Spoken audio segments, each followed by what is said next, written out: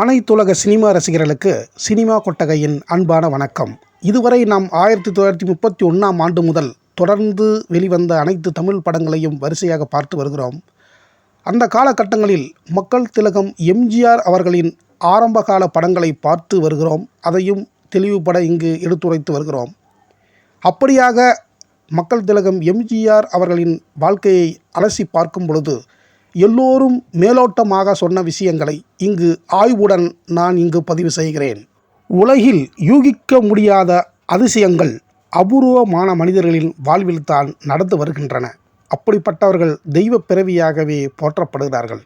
அப்படியாக சென்ற நூற்றாண்டில் வாழ்ந்த மக்கள் திலகம் எம்ஜிஆர் அவர்களின் வாழ்வில் நடந்த அபூர்வ வரலாற்று தகவல்களை இங்கு நாம் காண்போம். ஆய்வுடன் எடுத்துரைக்கப்படுகிறது.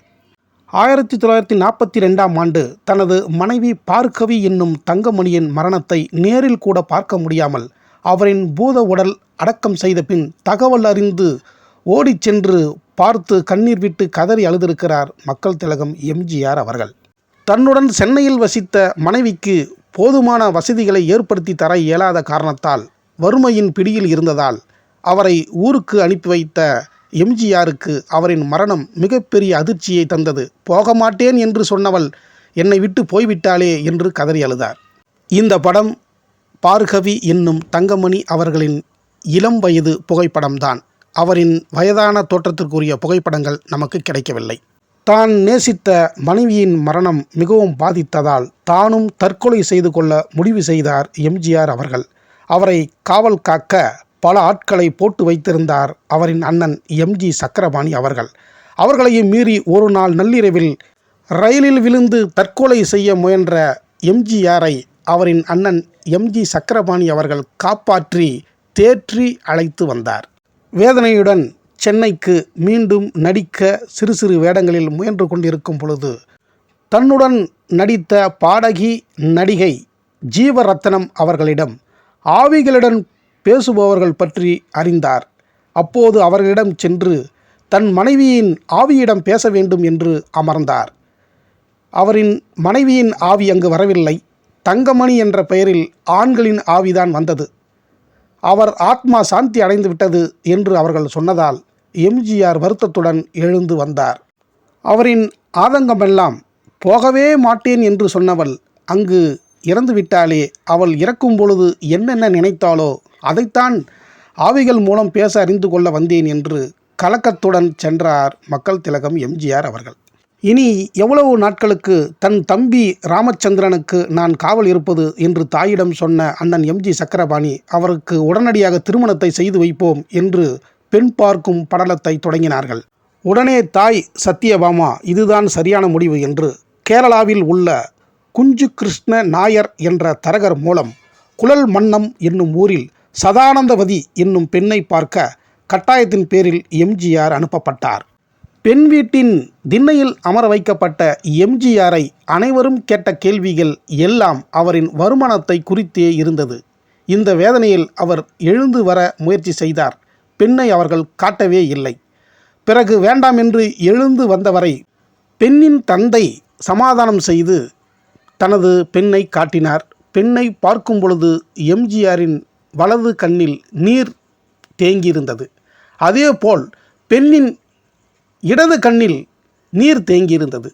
இதுவே பொருத்தத்திற்கான அறிகுறி என்று அனைவரும் முடிவெடுத்து உடனடியாக திருமணத்தை முடிவு செய்தார்கள். 1942ஆம் ஆண்டு ஆனி மாதம் 13ஆம் தேதி எம்ஜிஆர் சதானந்தவதி இருவரின் திருமணம் நடைபெற்றது. கேரளாவில் பெரும்பாலும் திருமணங்கள் இரவில்தான் நடக்கும்.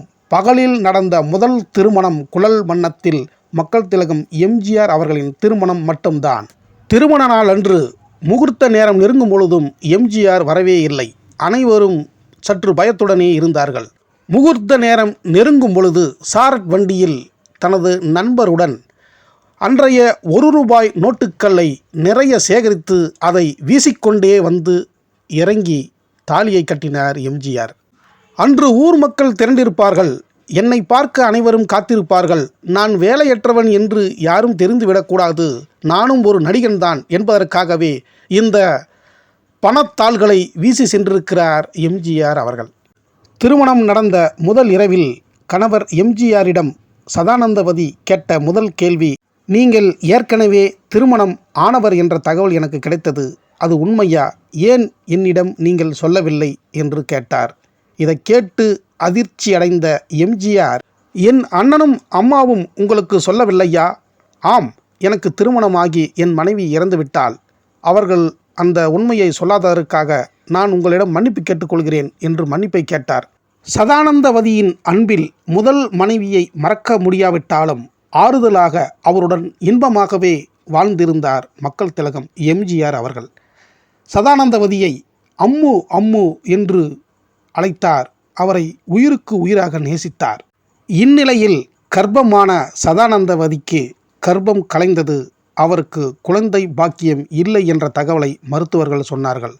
அறுவை சிகிச்சை செய்யப்பட்டதால் மிகவும் பலவீனமான சதானந்தவதிக்கு காச நோய் எளிதில் தொற்றிக்கொண்டதால் அவருக்கு தீவிர சிகிச்சை செய்யப்பட்டதால் மருத்துவர்கள் எம்ஜிஆரிடம் சொன்ன ஒரே தகவல், இனி நீங்கள் சதானந்தவதிக்கு கணவன் என்பதை விட தாயாகவும் தந்தையாகவும் இருந்து அவரை பார்த்து கொள்ள வேண்டும் என்றுதான் சொன்னார்கள். மருத்துவர்கள் சொன்னபடியே தன் மனைவி சதானந்தவதியை பார்த்து கொண்டார் எம்ஜிஆர். சதானந்தவதியை உயிருக்குயிராக நேசித்தார். அவரை பார்க்காமல் அவரால் இருக்கவே முடியாது. அங்கேயே சுற்றி சுற்றி வந்து கொண்டிருந்தார். பிறகு சென்னைக்கு நடிக்க வாய்ப்பு தேடி வந்தார். சில படங்களில் துணை வேடங்களில் நடித்து கொண்டிருக்கும் பொழுது அந்த நேரங்களில் சினிமாக்களை அடிக்கடி பார்ப்பார். அப்படியாக அவர் தியாகி என்ற படத்தினை பார்த்தார். அந்த படத்தில் நடித்த கதாநாயகியை கண்டதும் வியந்தார், மகிழ்ந்தார், துள்ளி குதித்தார் என்றுதான் சொல்ல வேண்டும். இறந்து போன பார்க்கவி என்னும் தங்கமணி அவரின் உருவ சாயலில் ஒரு பெண் திரையில் நடித்ததை போன்று அவருக்கு இருந்தது. அதே ஒல்லியான தேகம், அதே கண்கள், அதே பேச்சு, அதே நடை உடை என்று அனைத்திலும் முதல் மனைவி பார்கவி என்னும் தங்கமணியை நினைவு கூர்ந்தது அந்த தியாகி என்னும் திரைப்படத்தின் கதாநாயகியின் நடிப்பு. அவர்தான் வி.என். ஜானகி. அன்று இரவெல்லாம் தியாகி படத்தில் நடித்த வி.என். ஜானகியின் நினைப்பாகவே இருந்தார் எம்ஜிஆர். காரணம், இறந்து போன தன் மனைவியின் உருவில் ஏன் ஒரு பெண் வர வேண்டும்? அப்படியே வந்தாலும் நான் பணிபுரியும் திரைப்படத்துறைக்கு ஏன் வர வேண்டும்? அப்படியே வந்தாலும் என் கண்ணில் ஏன் பட வேண்டும் என்பதுதான் அவரின் கேள்வி. நேயர்களே, இதே கேள்வியைத்தான் நானும் பல தடவை கேட்டுவிட்டு உங்களிடம் இதை சொல்கிறேன். அது தெய்வ பிறவி, அவருக்கு மட்டுமே அது அமைந்தது. மீண்டும் அவர்கள் சேர்ந்து வாழ வேண்டும் என்பது எழுதப்பட்ட ஒன்றாகவே இருக்கிறது. இது பகுத்தறிவுக்கு அப்பாற்பட்டது என்பதுதான் உண்மை. அப்போது வி.என். ஜானகி அவர்கள் கதாநாயகியாக வந்திருந்ததால் அவருக்கான மதிப்பு அதிகமாக இருந்தது. எம்ஜிஆர் அவர்கள் சிறு சிறு வேடங்களில் நடித்து வந்ததால் அவருக்கான மதிப்பு குறைவாகவே இருந்தது. இருப்பினும் தனது விருப்பத்தை ஜானகி அவர்களிடம் எம்ஜிஆர் தெரிவித்தார். எம்ஜிஆரின் காதலை ஏற்றுக்கொண்டாலும் அதை வெளிப்படுத்த முடியாத நிலையில் தவித்தார் ஜானகி அவர்கள். காரணம், தன் மாமா நாராயணன் என்பவரிடம் கூண்டு கிளியாய் அடைபட்டு கிடந்தார் ஜானகி அவர்கள். ஏனென்றால் அவர் சொன்ன இடங்களில் கையொப்பமிட்டு ஒப்பந்தத்தின் அடிப்படையில் நடித்து சம்பாதித்து கொடுத்து கொண்டிருந்தார் ஜானகி அவர்கள். இந்நிலையில் எம்ஜிஆர் ஜானகியை விரும்புவதை அறிந்த நாராயணன், ஜானகியை பணத்துக்காகத்தான் நீ விரும்புகிறாய், அவளின் வருமானத்துக்காகத்தான் நீ திருமணம் செய்து கொள்ள விரும்புகிறாய், அந்த வருமானத்தை வைத்துதான் நீயும் உன் அண்ணன் குடும்பமும் வாழப்போகிறீர்கள் என்று ஏளனப்படுத்தினார். உடனே கோபம் கொண்ட எம்ஜிஆர், எனக்கு பணம் முக்கியமல்ல, ஜானகி மட்டும்தான் முக்கியம். ஜானகியை நான் மனம் முடித்தாலும் ஜானகியை நடிக்க வைத்து சாப்பிடும் அவசியம் எனக்கு வராது என்று சொல்லிவிட்டு அங்கிருந்து வெளியே வந்தார். அப்போது ஜானகியின் மாமா நாராயணனுக்கு சாதகமான ஒரு சட்டத்தை அரசாங்கம் அமலுக்கு கொண்டு வந்தது. அது என்னவென்றால் மறுமண சட்டம். அதாவது முதல் மனைவி உயிரோடு இருக்கும் பொழுது இன்னொரு திருமணம் நடக்கக்கூடாது என்பதுதான் அந்த சட்டம். அப்போது ஜூபிடர் பிக்சர்ஸ் தயாரித்த எம்ஜிஆர் கதாநாயகனாக நடிக்கும் மோகினி திரைப்படத்தில் வி.என். ஜானகியை கதாநாயகியாக ஒப்பந்தம் செய்ய வைத்தார் எம்ஜிஆர். படப்பிடிப்பில் இருவரும் பேசிக்கொள்ளக்கூடாது, நடிப்பதை தவிர வேறு எதுவும் இருக்கக்கூடாது என்று நாராயணனின் கெடுபிடி இருந்ததால் அதன்படியே எம்ஜிஆர் அந்த படத்தில் நடித்து முடித்தார். மாமன் நாராயணன் பேரில் உயர்நீதிமன்றத்தில் வழக்கை தொடர்ந்தார் ஜானகி. அந்த வழக்கில் வெற்றி பெற்று எம்ஜிஆருடன் வாழ தயாரானார் ஜானகி. உடனே எம்ஜிஆர் தனது அண்ணன் வீட்டிற்கு ஜானகியை அழைத்து வந்து தங்க வைத்தார்.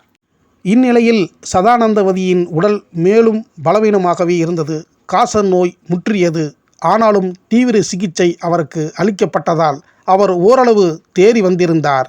தாலி கட்டாமலே ஜானகி அவர்கள் எம்ஜிஆருடன் அந்த வீட்டில் வாழ்ந்து வந்தார். சதானந்தவதியும் இதை ஏற்றுக்கொண்டார். அந்த வீட்டில் இருந்தபடியே ஒப்பந்தம் செய்யப்பட்ட அனைத்து திரைப்படங்களிலும் வி.என். ஜானகி அவர்கள் நடித்து முடித்தார். இப்போது எம்ஜிஆர் உச்ச நடிகராக புகழ்பெற்று வந்து கொண்டிருந்தார். 1962ஆம் ஆண்டு தமிழகத்தில் சட்டசபை தேர்தலுக்காக திராவிட முன்னேற்றக் கழகத்திற்காக பிரச்சாரத்திற்கு சென்று கொண்டிருந்தார் எம்ஜிஆர் அவர்கள். இங்கு காசநோய் முற்றிய நிலையில் சதானந்தவதி அவர்கள் ஜானகியை அழைத்து இறக்கும் தருவாயில், நீங்கள் அவசியம் விரைவில் திருமணம் செய்து கொள்ள வேண்டும், எத்தனை நாள் இப்படியே இருப்பீர்கள் என்று சொல்லிவிட்டு இறந்து போகிறார். தீவிர பிரச்சாரத்தில் இருக்கும் எம்ஜிஆர் அவர்களுக்கு தந்தி வருகிறது. பிரச்சாரத்தை முடித்துவிட்டு வேகமாக வீடு வந்து இறுதி சடங்குகளை முடிக்கிறார் எம்ஜிஆர் அவர்கள். அந்த இறுதிச் சடங்கில் எம்ஜிஆருக்கு ஆறுதலாக 2 நாட்கள் உடன் இருந்து பிறகு செல்கிறார் நடிகர் திலகம் சிவாஜி கணேசன் அவர்கள். 12 ஆண்டுகள் எம்ஜிஆரும் ஜானகியும் காதலித்தாலும் திருமணம் செய்து கொள்ளாமல் ஒரே வீட்டில் வாழ்ந்திருந்தார்கள். பிறகு 1962ஆம் ஆண்டு ஜூன் மாதம் 14ஆம் தேதி இருவரும் பதிவு திருமணம் செய்து கொள்கிறார்கள். புராண கால ராமனும் சீதா என்னும் ஜானகியும் 17 ஆண்டு காலம் வனவாசம் சென்றிருந்ததைப் போல் இவர்கள் 12 ஆண்டு காலம் வனவாசத்தினை போன்ற ஒரு வாழ்க்கையை வாழ்ந்திருக்கிறார்கள் திருமணம் செய்து கொள்வதற்காக. தனது முதல் மனைவி பார்க்கவி என்னும் தங்கமணி ஜானகியாகவே பிறந்து வந்திருக்கிறாளோ என்று நம்பிய எம்ஜிஆர், ஆனாலும் சதானந்தவதி வாழ்ந்த வீட்டில் அவரால் சதானந்தவதியை மறக்க முடியாமல் தவித்ததால் அந்த வீட்டை காலி செய்து கொண்டு ராமவரம் தோட்டத்திற்கு சென்றார்கள் ராமச்சந்திரனும் ஜானகியும். ஆனாலும் சதானந்தவதியை மறக்க முடியாமல் எம்ஜிஆர் சில நேரங்களில் இரவில் உறங்கும் பொழுது அம்மு அம்மு என்று அழுததை பல நாட்கள் ஜானகி அவர்கள் பார்த்திருக்கிறார். இப்போது மக்கள் திலகம் எம்ஜிஆர் அவர்களின் வாழ்வில் நடந்த அடுத்த அதிசயம், சதானந்தவதியின் உருவில் அப்படியே அம்மு என்ற அழகு பெண் வருகிறார்.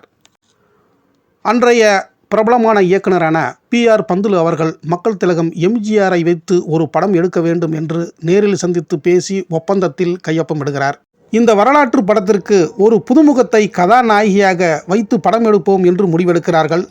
தான் ஏற்கனவே கன்னடத்தில் எடுத்த படமான சின்னடா கொம்பே என்ற படத்தில் ஒரு புதுமுகம் அழகாக நடித்திருக்கிறார், அவரை இந்த படத்தில் கதாநாயகியாக நடிக்க வைப்போம் என்று அவர் சொல்கிறார். உடனடியாக எம்ஜிஆர் தனது ராமவரம் தோட்டத்தில் உள்ள மினி புரொஜெக்டரில் அந்த சின்னடா கொம்பே திரைப்படத்தினை திரையிட்டு பார்த்தார்.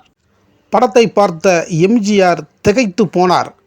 காரணம், அதில் புதுமுகமாக நடித்திருந்த அந்த பெண் காலம் சென்ற தனது 2வது மனைவியான சதானந்தவதியை அப்படியே உரித்து வைத்ததை போன்று இருந்தார். படம் முடிந்ததும் ஆச்சரியத்துடன் எம்ஜிஆர் இயக்குனர் B.R. பந்துலுவிடம் கேட்டார், இந்த பெண் யார் என்று. உடனே அவர் சொன்னார், கர்நாடகத்தைச் சேர்ந்த சந்தியாவின் மகள் ஜெயலலிதா தான் இவர் என்றார். ஜெயலலிதாவை நான் சிறு வயதில் பார்த்திருக்கிறேன். அவருக்கு சட்டக்கல்லூரியில் ஒரு கோப்பையை கூட பரிசாக கொடுத்திருக்கிறேன். ஆனால் சினிமாவில் என்னால் நம்பவே முடியவில்லையே என்று வியப்புடன் கேட்டார். உடனே இயக்குனர் B.R. பந்துலு, இந்த ஜெயலலிதா தற்போது வெண்ணிற ஆடை என்ற படத்தில் ஸ்ரீதரன் இயக்கத்தில் நடித்து கொண்டிருக்கிறார் என்று சொன்னதுடன் அவரின் முகவரியையும் கொடுத்து அனுப்பினார். உடனே மாம்பழத்திற்கு காரில் சென்றார் எம்ஜிஆர். நேரில் சென்று ஜெயலலிதாவை சந்தித்து பேசி 1000ல் ஒருவன் படத்திற்கு மட்டுமன்றி தாம் எடுக்க இருக்கும் அனைத்து படங்களுக்கும் ஒப்பந்தம் செய்தார் ஜெயலலிதாவை. ஜெயலலிதாவை அவரின் தாயார் சந்தியா அவர்கள் அம்மு அம்மு என்றழைப்பதை உத்து கவனித்து வியந்தார் எம்ஜிஆர் அவர்கள். காரணம், தானும் காலம் சென்ற சதானந்தவதியை அம்மு அம்மு என்றுதான் அழைப்பேன் என்பதை நினைத்து பார்த்தார். ஒருவேளை இறந்த சதானந்தவதி ஜெயலலிதா உருவில் மீண்டும் வந்ததாகவே உணர்ந்த எம்ஜிஆர் அவர்கள் மகிழ்ச்சியில் துள்ளி குதித்தார். இந்த முறை சதானந்தவதியை இழக்கக்கூடாது என்ற தீவிர காதலின் நேசத்தில் தான் எடுக்கும் அனைத்து படங்களில் மட்டுமன்றி தன்னிடம் ஒப்பந்தம் செய்ய வரும் அனைத்து தயாரிப்பாளர்களிடம் ஜெயலலிதாவையே கதாநாயகியாக ஒப்பந்தம் செய்தார். அன்று முதல் ஜெயலலிதாவை எம்ஜிஆர் அவர்கள் அம்மு அம்மு என்றுதான் அழைத்தார். அப்படி அழைக்கும் போதெல்லாம் சதானந்தவதியை அழைப்பதாகவே நினைத்து மகிழ்ந்து கொண்டிருந்தார். அதன் பிறகு எம்ஜிஆர் ஜெயலலிதா இணைந்து நடித்த படங்கள் விவரங்களை நீங்கள் அறிவீர்கள். சதானந்தவதியின் உருவில் ஜெயலலிதா இருந்ததால் ஜெயலலிதா செய்யும் குழந்தைத்தனமான தவறுகளை கூட எம்ஜிஆர் பெருந்தன்மையுடன் மன்னித்து அவரை உடன் வைத்து கொண்டிருந்தார். தமது அரசியல் களத்திலும் கூட ஜெயலலிதாவுக்கு பணியை வழங்கி பொறுப்புகளையும் கொடுத்தார் எம்ஜிஆர் அவர்கள். காலம் மாறுகிறது. மக்கள் திலகம் எம்ஜிஆர் அவர்கள் 1987 டிசம்பர் மாதம் 24 எம்ஜிஆர் அவர்கள் இறந்து விடுகின்றார். பார்கவி என்னும் தங்கமணி உருவ வடிவில் இருக்கும் VN ஜானகி ராமச்சந்திரன் அவர்கள் இந்தியாவின் முதல் பெண் முதலமைச்சராக பதவியேற்கிறார். பிறகு சதானந்தவதியின் வடிவில் இருக்கும் ஜெயலலிதா அவர்கள் தமிழகத்தின் முதல்வராக நீடித்து நிற்கின்றார். இவர்கள் இருவரும் வெற்றி பெற காரணம் அவர்களின் உண்மையான வடிவிலான பார்கவி என்னும் தங்கமணி மற்றும் சதானந்தவதிதான். அந்த உருவ ஒற்றுமை மட்டும் ஜானகிக்கோ ஜெயலலிதாவிற்கோ இல்லாவிட்டால் நிச்சயம் அவர்கள் ஒரு நடிகைகளாக மட்டுமே இருந்து போயிருப்பார்கள் என்பதுதான் உண்மை. உலகிலேயே 2 மனைவிகளுடன் வாழ்ந்து அவர்களை இழந்து மீண்டும் அதே வடிவில் 2 பெண்களையும் சந்தித்து தானும் முதல்வராகி அவர்களையும் முதல்வராக்கிய ஒரே தெய்வ பிறவி மக்கள் திலகம் புரட்சி நடிகர் எம்ஜிஆர் அவர்கள் மட்டும்தான். அன்பான நேயர்களே, இதுதான் எனக்கு வியப்பை அளித்தது.